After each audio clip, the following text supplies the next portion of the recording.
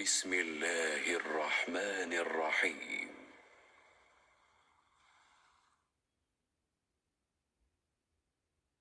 والنازعات غرقا والناشطات نشطا والسابحات سبحا فالسابقات سبقا فالمدبرات أمرا يوم ترجف الراجفة تتبعها الرادفة قلوب يومئذ واجفة قلوب يومئذ واجفة أبصارها خاشعة يقولون أئنا لمردودون في الحافرة أئذا كنا عظاما نخرة قالوا تلك إذا كرة خاسرة فإنما هي زجرة واحدة فإذا هم بالساهرة هل أتاك حديث موسى إذ ناداه ربه بالوادي المقدس طوى اذهب إلى فرعون إنه طغى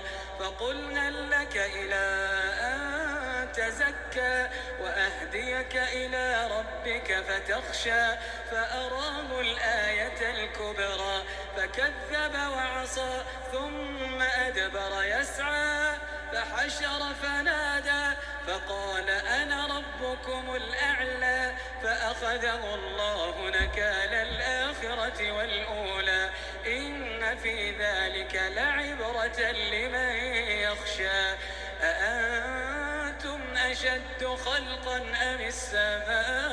السماء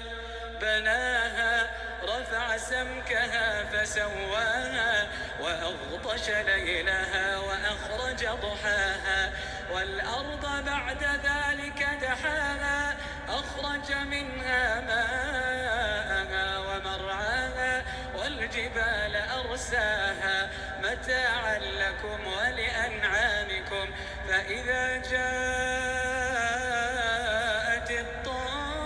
الطامة الكبرى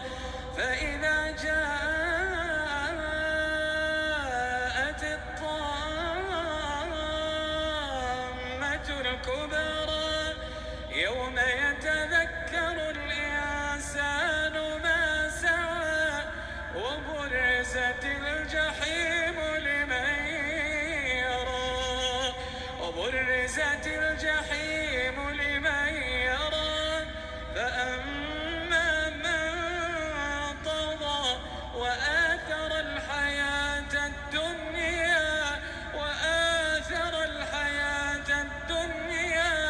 فإن الجحيم هي المأوى وأما من خاف مقام ربه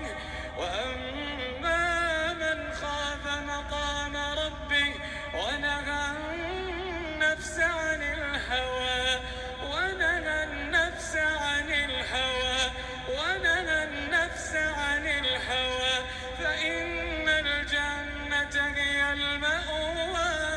فإن الجنة هي المأوى يسألون